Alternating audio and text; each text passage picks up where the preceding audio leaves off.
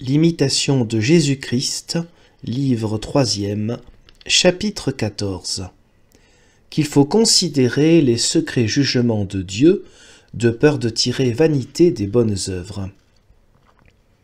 Le fidèle. Seigneur, en faisant retentir sur moi les tonnerres de vos jugements, vous ébranlez tous mes os de tremblement et de crainte, et mon âme est toute saisie de frayeur. Je demeure étonné en considérant que les cieux mêmes ne sont pas purs devant vos yeux. Job 15, verset 15. Si, ayant trouvé de la corruption dans vos anges, vous ne les avez pas épargnés, qu'arrivera-t-il de moi? Les étoiles sont tombées du ciel. Apocalypse 6, 13. Et moi, poussière, qu'osais-je attendre? Ceux dont les actions paraissaient louables sont tombés au plus bas lieu. Et j'ai vu ceux qui se nourrissaient du pain des anges faire leur délice de la pâture des pourceaux. Il n'y a point de sainteté, Seigneur, si vous retirez votre main. Nulle sagesse ne sert si vous en abandonnez la conduite.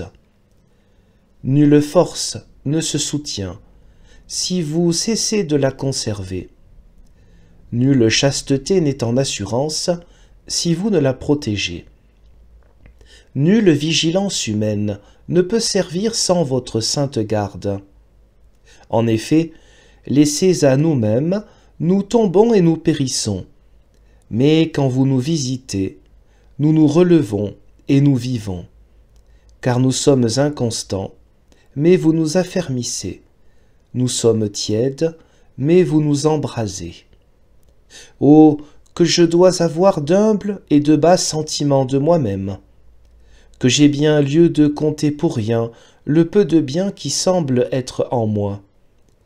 Ô Seigneur, combien profondément me dois-je humilier sous l'abîme de vos jugements, où je ne me trouve être autre chose qu'un rien, un néant. Ô poids immense, ô mer sans bornes, où je ne trouve rien de moi qu'un néant partout. Où peut donc trouver place l'orgueil? Où peut-on s'appuyer sur sa propre vertu?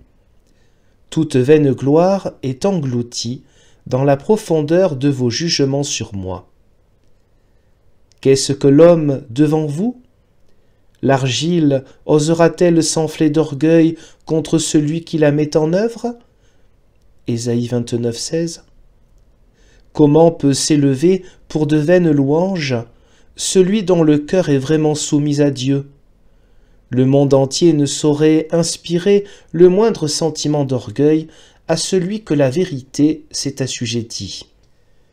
Toutes les louanges des hommes n'ébranleront point celui qui n'a mis son espérance qu'en Dieu. Car tous ceux qui parlent ne sont rien en eux-mêmes. Ils passeront comme le son de leurs paroles, mais la vérité du Seigneur demeure éternellement. Psaume 116, verset 2.